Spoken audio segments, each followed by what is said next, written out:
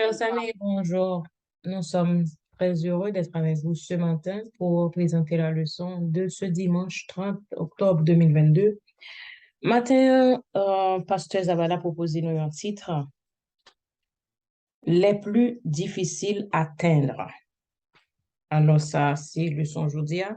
Mais comme nous toujours fait tous les dimanches, au commencement du premier leçon semaine, nous n'a commencé avec leçon hier là, qui c'est l'apôtre inconnu. Texte ça nous joignons dans Marc 3, verset 13 à 15. Mais on va faire la lecture de Marc 3, verset 13 à 19. Et vous avez l'écran maintenant. Sur l'écran, nous allons lire. Il monta ensuite sur la montagne, il appela ceux qu'il voulut, et ils vinrent auprès de lui. Il en établit 12 pour les avoir avec lui et pour les envoyer prêcher avec le pouvoir de chasser les démons. Voici les 12 qu'il établit. Simon, qu'il nomma Pierre, Jacques, fils de Zébédée, et Jean, frère de Jacques, auquel il donna le nom de Boanerges, qui signifie fils du tonnerre, André, Philippe, Barthélemy, Matthieu, Thomas, Jacques fils d'Alphée, Thaddée, Simon le Cananite et Judas Iscariote, celui qui livra Jésus. Alors, le texte aujourd'hui, c'est Thaddée. On va parler de Thaddée. C'est l'apôtre inconnu. Jésus choisit 12 disciples pour les avoir avec lui, mais non pas trop qu'en pile de Thaddée, l'apôtre inconnu. C'est presque sûr que son nom n'était pas vraiment Thaddée, c'était un surnom Thaddée qu'il avait. Nous gagnons des versions de la Bible qui parlent du nom de Lébdée, surnommé Thaddée, Luc relélie Jude, fils de Jacques, Jean relie le même Jean, cependant il précisait que c'est pas l'Iscariote. Le fait est que l'Aurélie Thaddée, Lébdée ou Jude, nous pas qu'on pile bagaille sur lui, à l'exception de Jean 14, verset 22, côté il t'a posé une question, il t'a posé Jésus une question. Nous allons voir.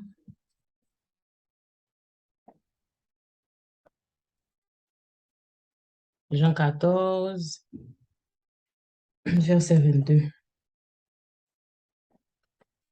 Jude, Thaddée, il y aurait le Jude, il y aurait il y aurait l'Hébdée ou bien Jude, Jean le Jude, Jude, non pas l'Iscariote, lui dit, Seigneur, d'où vient que tu feras connaître à nous et non au monde?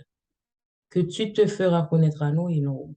Alors, Jude t'ai posé Jésus question. Ça, c'est seulement dans le ça, nous, ouais, il parlait de lui-même. À part de ça, les pas, ils ont personnalité, euh, qui très connue, qui très, nous capables de dire, en vogue, tout le monde te connaît. C'était quelqu'un d'ordinaire. Et pourtant, Jésus te prend comme une personne aussi ordinaire parce que Jésus, ouais, dans lui-même, il était gain au cœur obéissant et fidèle. Lui-même, même Jean, tout l'autre 12 yeux, il était gain pouvoir pour y prêcher l'évangile, pour chasser les démons. Il était gain pouvoir pour guérir les malades, il était gain le pouvoir pour faire les miracles, il était gain toute autorité que Jésus te bat l'autre disciple, il était gain tout. Malgré que il était gain tout un privilège, ça, pour lui fait faire partie du groupe, du noyau de disciples que Jésus t'a choisi, représentant les 12 tribus d'Israël. Jésus te prend lui, il pas de jambe qui sa montée dans la tête lui, pour il t'est passé comme une personne, je dirais, pour il t'est fait publicité pour tête lui. Il était toujours apparemment ordinaire, simple et effacé. Et leçon ça, bon, leçon précieuse pour nous aujourd'hui. Combien de nous-mêmes, depuis, même à travers les siècles, combien de chrétiens qui passaient inaperçus? Et pourtant, ce sont des personnes extraordinaires qui peut-être gagnaient la puissance du Saint-Esprit. Cependant, ils ont passé de façon ordinaire. Et apôtre Paul dit que Dieu a choisi ce qui est folie aux yeux du monde pour couvrir de honte les sages. Il a choisi ce qui est faiblesse aux yeux du monde pour couvrir de honte les forts. Il a choisi ce qui est bas, méprisable ou qui ne vaut rien aux yeux du monde pour détruire ce que celui-ci estime important. Ainsi, aucun être humain ne peut faire le fier devant Jésus. Ou pas qu'à prendre fier, ou pas qu'à prendre supérieur devant Dieu. Ça veut dire que nous-mêmes, nous capables de vivre aujourd'hui, nous capables peut-être dans une vie effacée, ordinaire. Ça va veut dire que nous pas d'importance devant bon Dieu. Ça va veut dire que nous pas accès à la puissance du Saint-Esprit. Et nous avons dit, bon Dieu, merci pour l'état de tous les âges.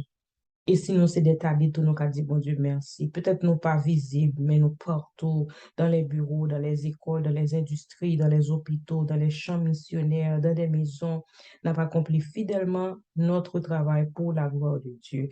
La prière, oui, c'est Père Céleste, remplis-moi aujourd'hui de ton Saint-Esprit. Ce n'est que de cette manière que je pourrai faire ton œuvre sans attendre d'applaudissements ou la reconnaissance, mais pour la gloire de Dieu. Amen. Et le son aujourd'hui, les plus difficiles à atteindre, nous joignent texte ça, les mêmes dans Ésaïe 1er, verset 18.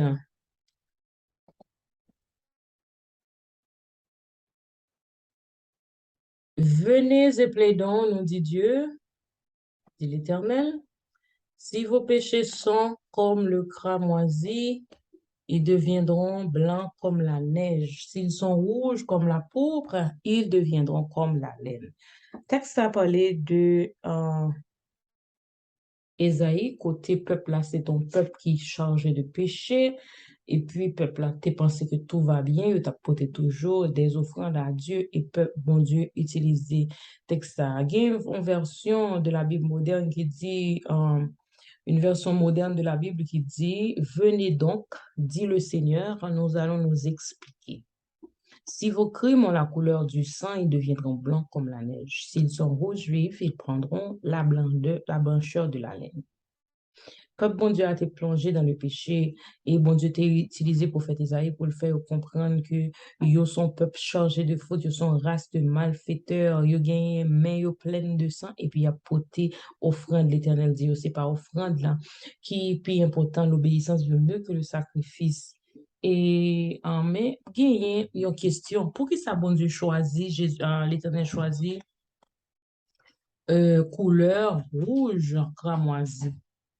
Alors, il y a un pasteur qui était, qui a une question ça, qui a posé question ça, qui a besoin de connaître ça qui passé, qui fait, et le Seigneur a utilisé couleur rouge. Alors, Campbell Morgan, après un pasteur a visité un jour, et pendant qu'il a parlé, les amis m'ont dit, il dit, nous avons prêché sur Isaïe 1er, verset 18, même pas qu'on est pour qui ça, le Seigneur a utilisé la couleur rouge pour décrire le péché. Alors, il décidé pour demander teinturier qui couleur qui est plus difficile à traiter dans le processus de teinture. Couleur qui est plus difficile à teindre, teinturier a dit c'est cramoisi et l'écarlate. Les vins noirs facile lui-même pour nous nettoyer. Alors, c'était l'explication.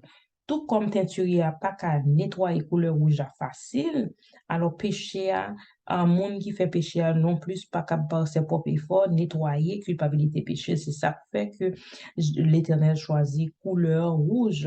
C'est comme si nous avons besoin d'aide externe pour nous capables de nettoyer en couleur ça qui est capable d'acheter vie nous.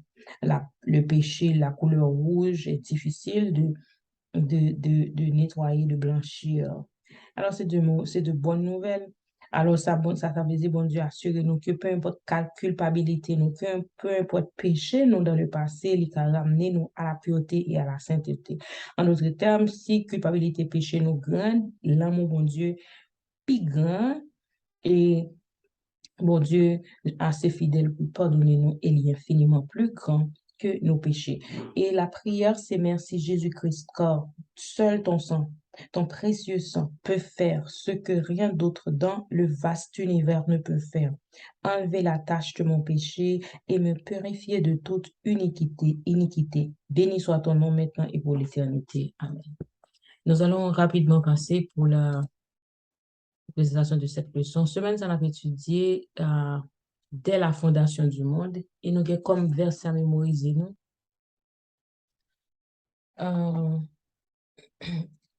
Verset à mémoriser nous. On avait étudié il est mort pour nous. Verset à mémoriser nous, c'est Jean 3, verset 14. Et comme Moïse éleva le serpent dans le désert, il faut de même que le Fils de l'homme soit élevé afin que quiconque croit en lui ait la vie éternelle. Leçon ça, il est mort pour nous tous, pour tout, pour nous. Jésus est mort pour nous tous et c'est Jean 3, verset 14 et 15, le verset à mémoriser. Je dis, c'est dès la fondation du monde. Nous allons lire Apocalypse 13, verset 8. Et tous les habitants de la terre l'adoreront, ceux dont le nom n'a pas été écrit dès la fondation du monde dans le livre de vie de l'agneau qui a été immolé. 1 Pierre 1er verset 1 à 19, mais par le précieux sang de Christ, comme d'un agneau sans défaut et sans tache, prédestiné avant la fondation du monde et manifesté à la fin des temps à cause de vous. Acte 2 verset 23, cet homme livré selon le dessein, arrêté et selon la préscience de Dieu, vous l'avez crucifié, vous l'avez fait mourir par la main des impies. Ça veut dire que le Christ est considéré comme l'agneau qui a été immolé dès la fondation du monde. Et ça, qu'on voulait dire, c'est que l'idée de Christ a été immolée dès la fondation du monde. Évidemment, c'est un sens symbolique parce que le livre de l'Apocalypse parlait d'un pile de symboles parce que Christ n'a pas été crucifié que après des milliers d'années après la création du monde. Ça veut dire que le plan du salut a été mis en place avant la création du monde et au centre de ce plan serait la mort de Jésus, l'agneau de Dieu sur la croix. Nous allons lire le premier verset 2, lesquels reposent sur l'espérance de la vie éternelle promise dès les plus anciens temps par le Dieu qui ne ment point. C'est toujours parler du plan du salut.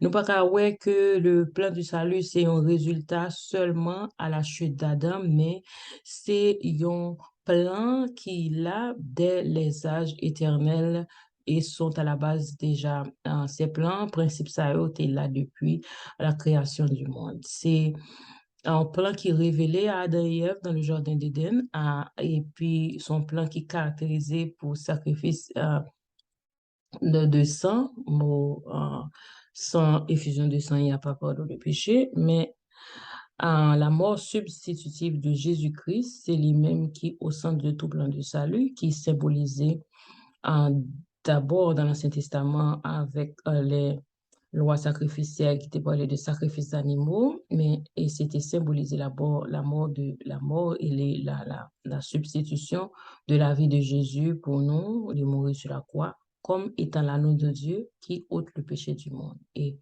sacrifice ça yo tué une bête c'est bagay qui horrible ouais on tuer bête là qui est innocent qui est pas sang.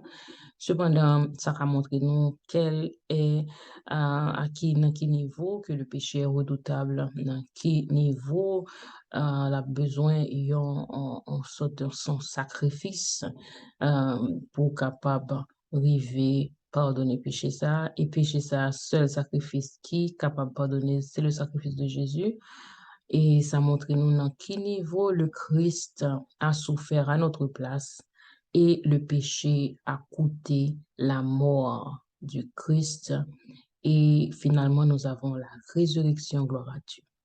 Nous, vous présentons cette leçon aujourd'hui. C'est déjà dimanche 30 octobre. Je vous souhaite de passer une bonne semaine. À demain, si Dieu